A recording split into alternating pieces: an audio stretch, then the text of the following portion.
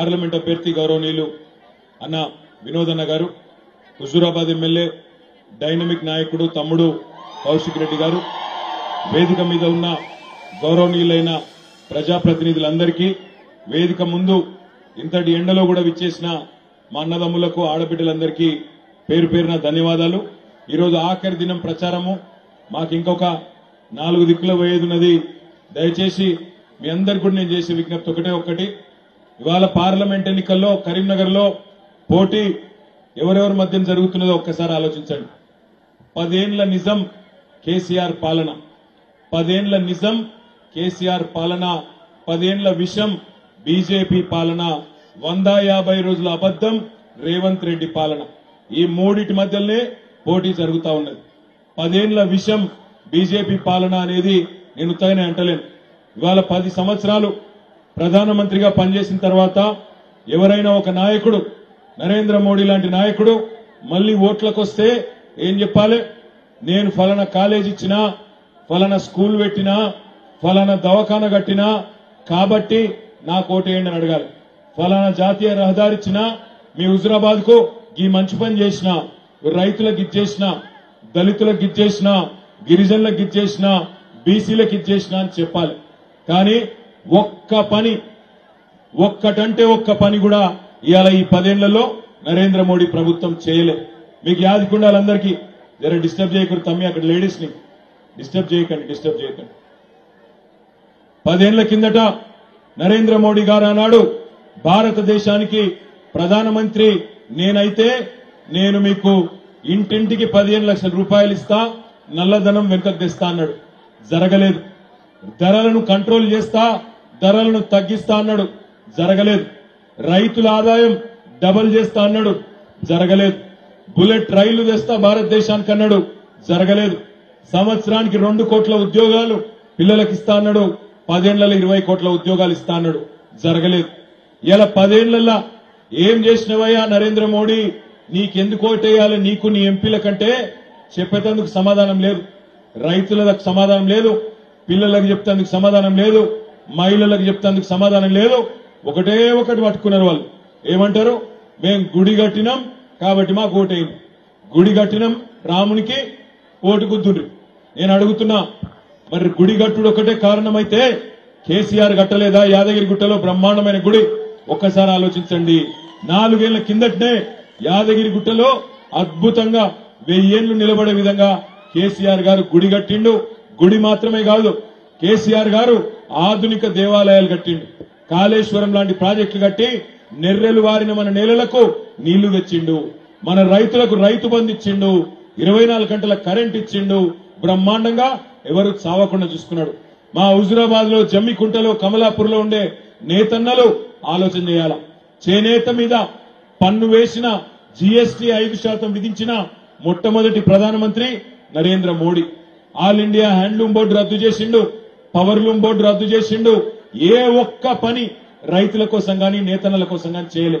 కానీ ఇలా సిగ్గు లేకుండా మళ్లీ వచ్చి గుడి కట్టినాం, ఓట్లేయండి. గుడులు మనం కూడా కట్టినాం, ఆధునిక గుడులు కట్టినాం. ఇక్కడికి వచ్చిన మా ఆడబిడ్డల అన్నదమ్ములను నేను అడుగుతున్నా, ఈ 5 ఏళ్లలో బండి సంజయ్ అనే ఎంపీని ఎన్నడన్నా మీరు చూసిండ్రా? టీవీలో చూసుడు కాదు, నిజంగా చూసిండ్రా? ఎన్నడూ ఎవరికి కనబడలే. 5 ఏళ్లు ఎంపీగా గెలిచినాడు. ఏం చేయాలి? అన్ని మండలాలు పోవాలి, పట్టణాలు పోవాలి, జెడ్పీ మీటింగ్ అటెండ్ కావాలి, మండల మీటింగ్ అటెండ్ కావాలి, అదేవిధంగా మున్సిపల్ మీటింగ్ అటెండ్ కావాలి, అన్ని సమావేశాలు హాజరు కావాలి. వినోద్ అన్న 2014 నుంచి 19 వరకు ఎంపీ ఉండే. ఆనాడు అన్ని జెడ్పీ మీటింగ్లకు పోయిండు, అన్ని మండల మీటింగ్లకు పోయిండు. ప్రజల తరపున పార్లమెంటులో గలం ఎత్తిండు. అట్లాంటోడు ఎంపీ ఉండాలి తప్ప ఇలా గాలి తిరుగుకుంటా, ముస్లింలను తిట్టుకుంటా, హిందూ అనుకుంటా, కేవలం మత పిచ్చి మాత్రం తప్ప ఒక్క బుడ్డ పైసా పనికిరానోడు మనకు పార్లమెంట్ సభ్యుడిగా ఉండు అవసరమా? 5 ఏళ్లలో హుజూరాబాద్ గల్లీలో కనబడలేదు. పోనీ ఢిల్లీలో ఉన్నాడంటే ఢిల్లీలో కూడా పత్తలేడు. యాడున్నాడు రాబోయే అంటే గాలి తిరుగుకుంటా మసీదులు దవ్వుదాం, శవం వెళ్తే మీకు, శివం వెళ్తే మాకు అని సొల్లు డైలాగులు కొట్టుకుంటా 5 ఏళ్లు పిల్లలను ఆగం చేసుకుంటా తిరిగిండు తప్ప బుడ్డ పైసా పని చేయలే. పార్లమెంట్ సభ్యుడు అనేటోడు పార్లమెంట్ లో ప్రశ్నలు అడగాలి, కేంద్ర ప్రభుత్వంకి వెళ్లి పైసలు లేవాలి. మీరు మొన్ననే హుజూరాబాద్ లో బ్రహ్మాండంగా కౌశిక్ రెడ్డి లాంటి ఒక డైనమిక్ లీడర్ ను మొన్ననే గెలిపించుకున్నారు. మరి మీకు నేను ఒక్కటే విజ్ఞప్తి చేస్తున్నా, కౌశిక్ రెడ్డి ఇలా బ్రహ్మాండంగా ఒక కోడెగిత్తలాగా అక్కడ అసెంబ్లీలో ప్రభుత్వాన్ని గడగడలాడిస్తున్నాడు. రేవంత్ రెడ్డికి చెమటలు పట్టేటట్టు చేస్తున్నాడు. హుజూరాబాద్ పౌరుషం ఏందో చూపెడుతున్నాడు. మరి కౌశిక్ రెడ్డి వలపటెద్దైతే ఇగో దాపటెద్దు మన వినోదన్న జోడెద్దులుంటేనే నీకు దండం పెడతా, బంద్ చేయరా, నీ పైసలు నీకు ఇస్తాం రా అయ్యా, బందీ, నీ ముఖంలో కొట్టుడు పాడుగా నావు. వాడు ఒకటే పని పెట్టుకున్నాడు. నేనేమంటున్నా, ఇగో ఇది వలపటెద్దు, ఇది దాపటెద్దు, జోడెద్దులు గట్టిగా ఉంటేనే వ్యవసాయం సాగుతుంది, అంతేనా?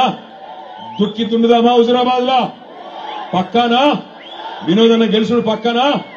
ఇక వాడొకటి వీడొకటి పైసలు మంచి తాగం కాదు కదా, పక్కా. నేను ఒక్కటే విజ్ఞప్తి చేస్తున్నా, మనం ఇవాళ కేసీఆర్ గారు ప్రభుత్వం ఉన్నప్పుడు ఎట్లుండే, ఇవాళ ఎట్లుందో మీరు చూస్తున్నారు.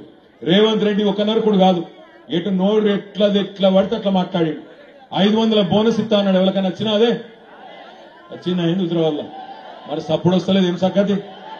మీకేమైనా సీక్రెట్ గా పంపిండేమో రేవంత్ రెడ్డి అనుకున్నా. 500 బోనస్ వచ్చిందా? 2 లక్షల రుణమాఫీ అయిందా? తులం బంగారం వచ్చిందా? రంజాన్ తోఫా మిలాకే ఆప్కో? రంజాన్ తోఫా లేదు, బతుకమ్మ కానుక లేదు, క్రిస్మస్ కానుక లేదు, ఏది లేదు, ఏమిట్లకేది లేదు. ఎన్నెన్ని మాటలు చెప్పిండు. కోడళ్లుంటే మా ఆడపిల్లలుంటే నెలకు 2500 ఇస్తాడు. ఎక్కడున్నారు మా ఆడబిడ్డలు? కనబడతలేరు. వచ్చిందా అమ్మ 2500? వచ్చిందా? ముసలోళ్ళకి 4000 అన్నాడు, వచ్చిందా? ఆడపిల్లలకు స్కూటీలు అన్నాడు, వచ్చినాయా? స్కూటీలు రాలే గాని కాంగ్రెస్ వల్ల లూటీ చాలు అయింది. హైదరాబాద్ ను యూటీ చేస్తామనే ఆలోచన కూడా చాలా అయింది. నేను మిమ్మల్ని అందరినీ ఒకటే కోరుతున్నా, పార్లమెంట్ లో ఎందుకుండాలి గులాబీ జెండా, ఎందుకుండాలి కొట్లాటోడంటే గల్లవట్టి అడుగుతూనే పనులైతాయి, అడుగందే అమ్మ కూడా బువ్వ పెట్టది అంటారు.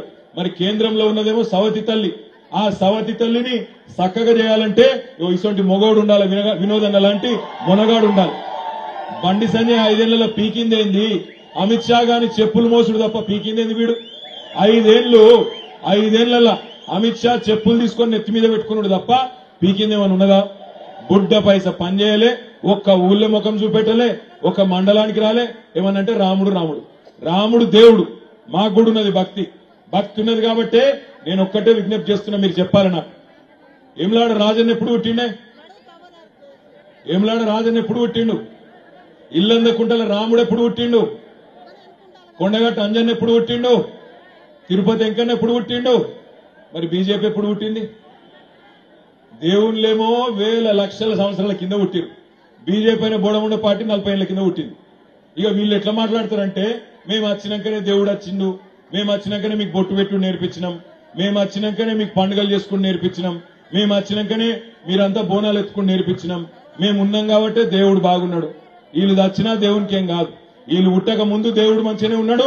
బీజేపీని బొందబెట్టినాక కూడా దేవునికి ఏం కాదు, దేవునికి ఏం నష్టం రాదు. దయచేసి దండం పెట్టి నేను మీకు చేసే విజ్ఞప్తి ఒకటే, 5 ఏళ్లు గాలి తిరుగుకుంటే గాలి ముచ్చట్లు మాట్లాడిన అవలగాళ్ళు మనకు అవసరం లేదు.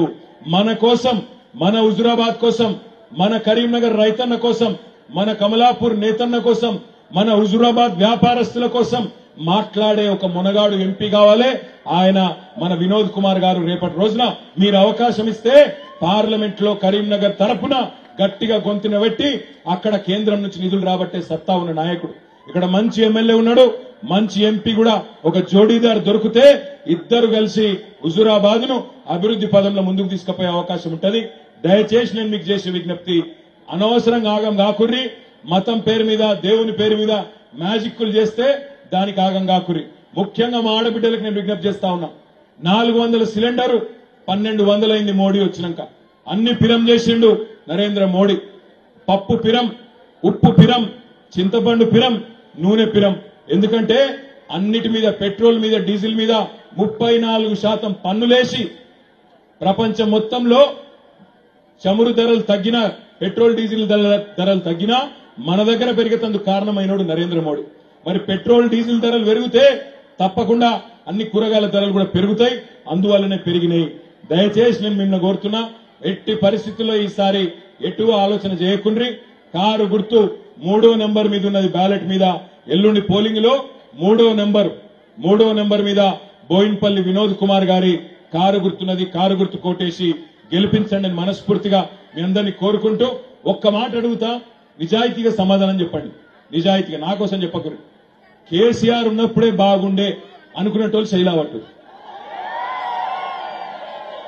పక్కనా గట్టిగా లావట్టు చేయంటే మొండి చేయగలదు. పిడికిలి కేసీఆర్ ఉన్నప్పుడే బాగుండనా? పక్కానా? సరే, మీకు ఒక చిన్న ఉపాయం చెప్తిగా. 10-12 ఎంపీలు గెలిపిండ్రి, 6 నెలల్లో తిరిగి కేసీఆర్ రాష్ట్ర రాజకీయాన్ని శాసించే పరిస్థితి వస్తుంది. మీరు ఎక్కువ ఆలోచన చేయకుర్రి, ఎక్కువ ఆగం కాకుర్రి. మీరు కారు గుర్తు కోటేయండి, తిరిగి 6 నెలల్లో కేసీఆర్ గారు రాష్ట్ర రాజకీయాన్ని శాసించే పరిస్థితి వస్తుంది. అందుకే ఆగమాగం కాకుండా ఏం టెన్షన్ పడకుండా ఎల్లుండి మంచిగా పొద్దున పూట సలెట్ పూట వండ్రి 7 నుంచి 9 లోపల, సాయంత్రం 4 నుంచి 6 గంటల లోపల కారు గుర్తు గట్టిగా ఒత్తి, ఇంకొకటి బీజేపీ లంగలు వాళ్ళు కారు గుర్తు మీద ఒత్తినాక చిన్న చిట్టి కూడా ఇస్తారు, అది తీసుకోవాలి. లేకపోతే మనం ఒక దిక్కు ఒత్తితే ఇంకో దిక్కు ప్రమాదం కూడా ఉందట. అది ఒత్తినాక ఆ చిట్టి కూడా తీసుకోవాలి, ఆ స్లిప్ వాళ్ళని అడగాలి. నేను ఎటు ఓటేసినో నా కాగితం నాకి అని అడిగితే కాగితం ఇస్తారు. లేకపోతే ముందే లంగలు వాళ్ళు ఎటు వచ్చినా వాళ్ళకు పోయేటట్టు చూసుకునే తెలివితేటలు, సాగు తెలివితేటలు కూడా వాళ్ళకు ఉన్నాయి. కాబట్టి కంపల్సరీ అది ఒత్తినాక అడగాలి. ఆ కాగితం ఈ తమ్మి నేను ఓటేటేసినో నాకు కావాలని అడుగుతారా లేదా? అడుగుర్రి, యాది మర్చిపోకుర్రి. వాడగోడు వీడోగోడు అలా పోయినాక బూతులు ఆగం చేసినా మీరు ఆగం కాకుర్రి. నా కాగితం నాకి అని గట్టిగా అడిగి తీసుకొని రండి. జై తెలంగాణ. కారు గుర్తుకే బోయిన్పల్లి వినోద్ కుమార్ గారి కారు గుర్తుకే. Thank you. నాకు ఇంకా చెన్నూరు పోయేది ఉన్నది, హైదరాబాద్ పోయేది ఉన్నది.